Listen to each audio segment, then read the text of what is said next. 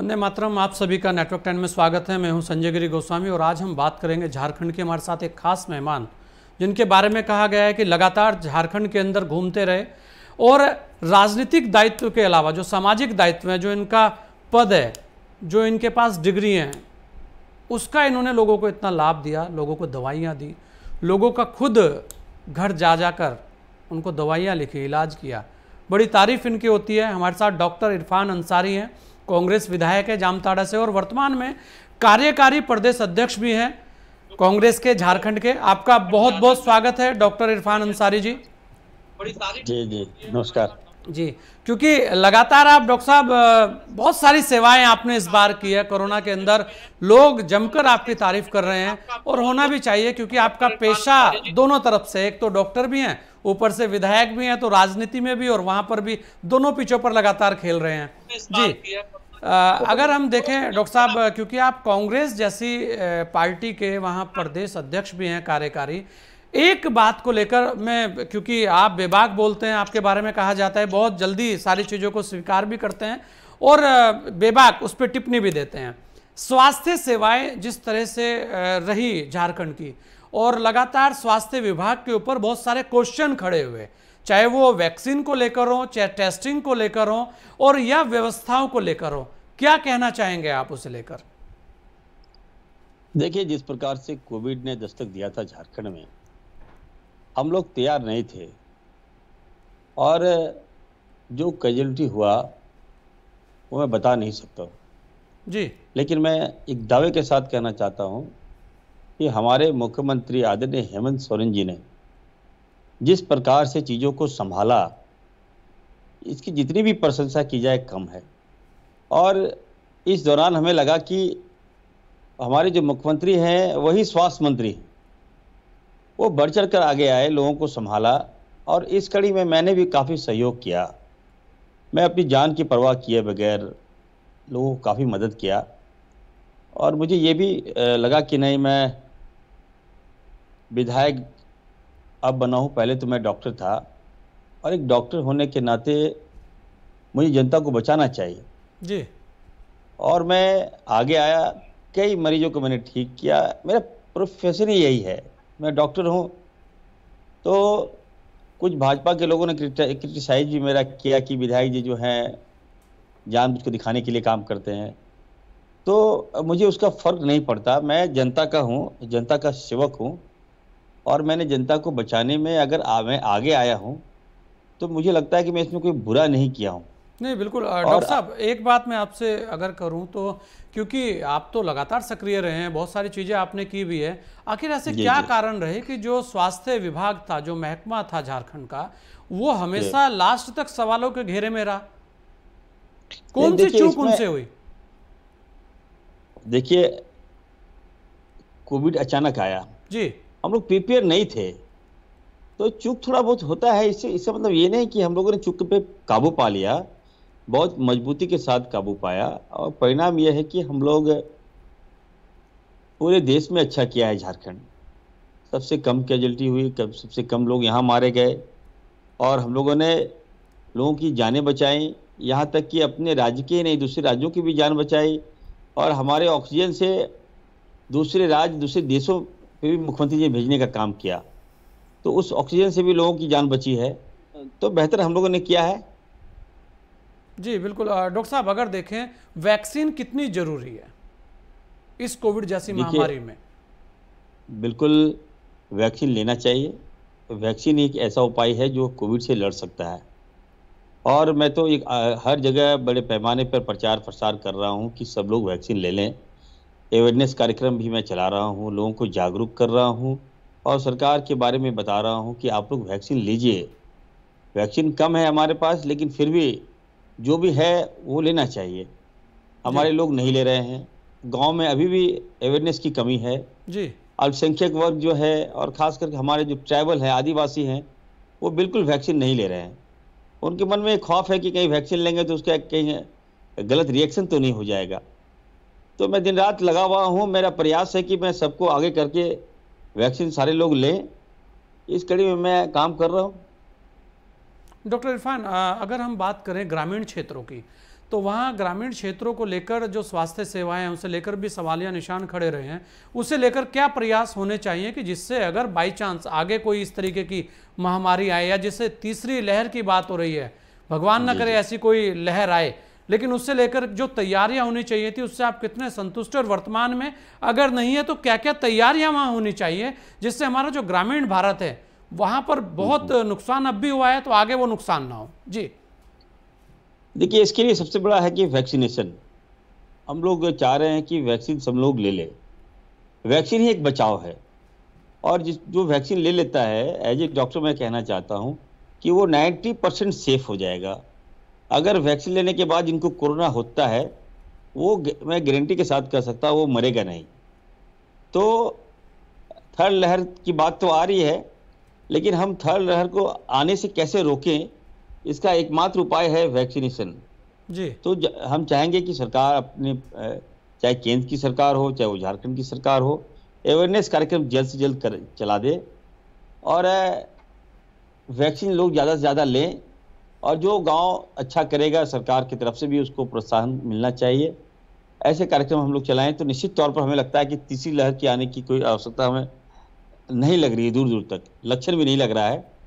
लेकिन फिर भी मैं ये दावे के साथ कह सकता हूं कि हमारे जो मुख्यमंत्री जी हैं तीसरी लहर के लिए अभी से सचेत हैं जी।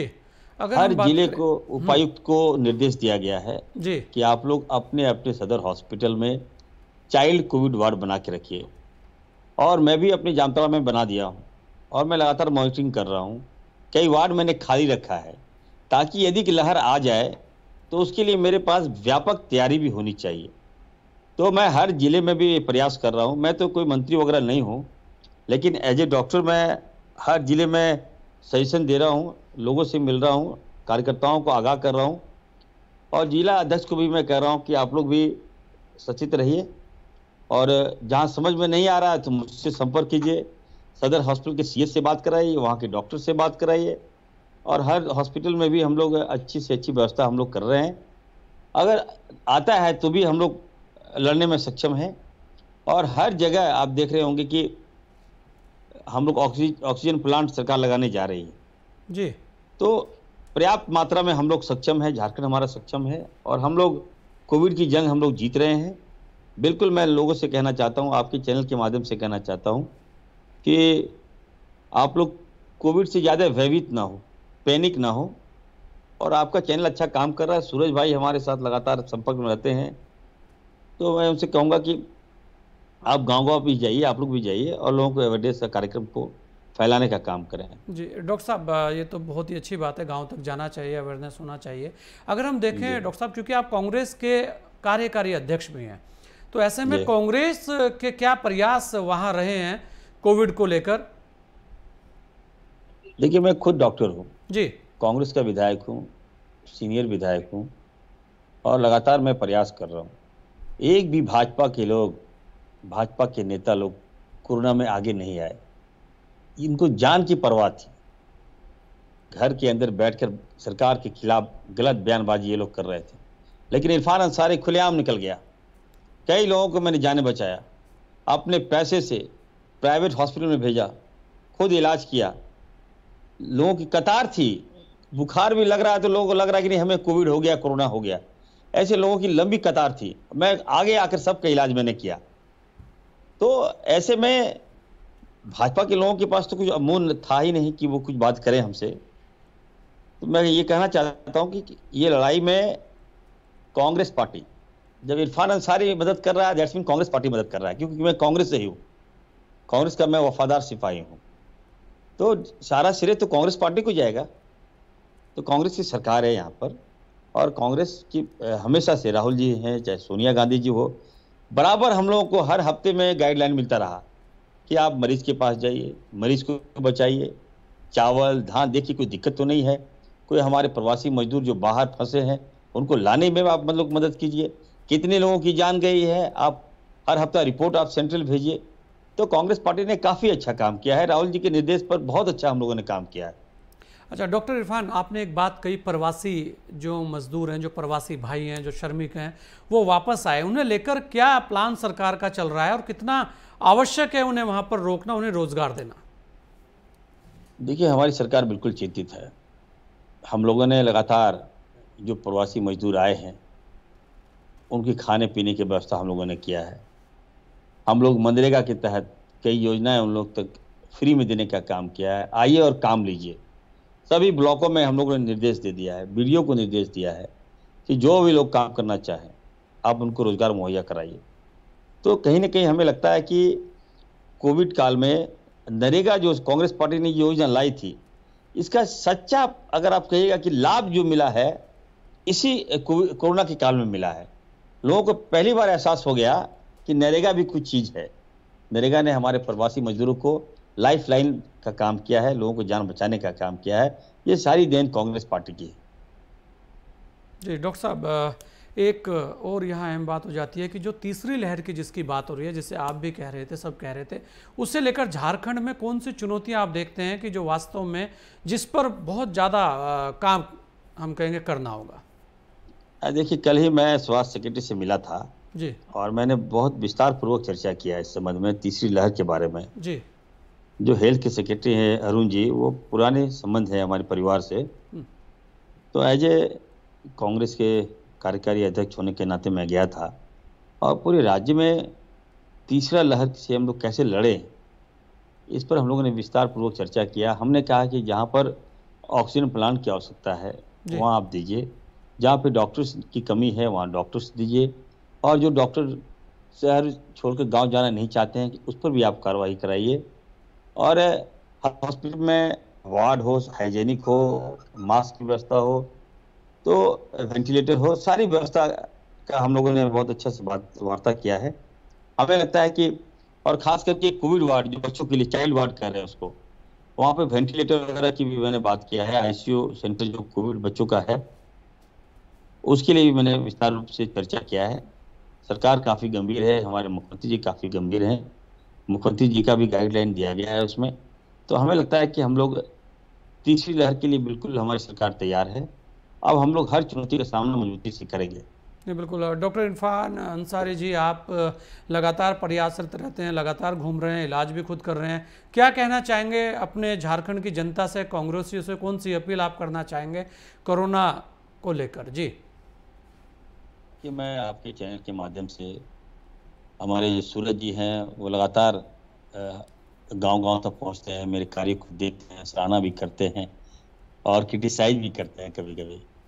तो मैं उनसे कहना चाहता हूं कि सभी जनता से मैं कहना चाहता हूं कि आप लोग कोविड में जिनकी जानें चली गई उनके लिए हम लोग प्रे करेंगे।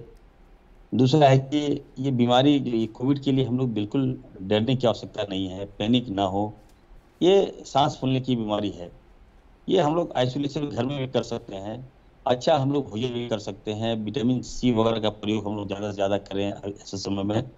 और सबसे महत्वपूर्ण जो बात है कि जो वैक्सीन जो है ये लोग कैसे लें, इसके लिए भी आप लोग मदद करें। और मैं सरकार से ये भी कहूँगा कि जो वैक्सीन ले लिया है उसके लिए सब कुछ छूट कर दें, और जो वैक्सीन नहीं लिया है उसकी पाबंदी आप कर दें।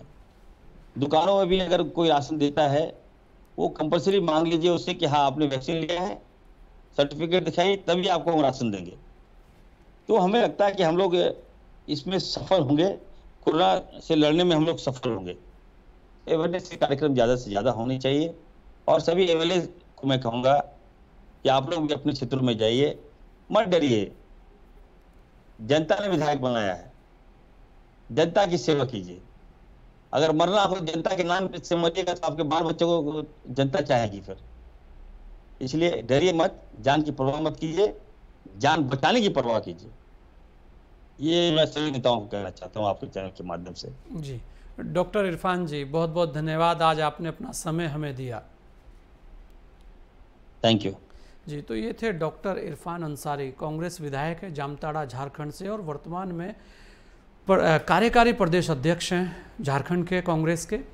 ये भी यही कह रहे हैं कि वैक्सीन पर ज़्यादा से ज़्यादा जोर देना चाहिए, आप लोगों को वैक्सीन लगवानी चाहिए, वैक्सीन से घबराना नहीं चाहिए, वैक्सीन जरूरी है, तभी हम इस कोरोना जैसी महामारी से जीत पाएंगे। इस खास मुलाकात में इतना ही, दीजिए मुझे इजाज़त। जय हिंद।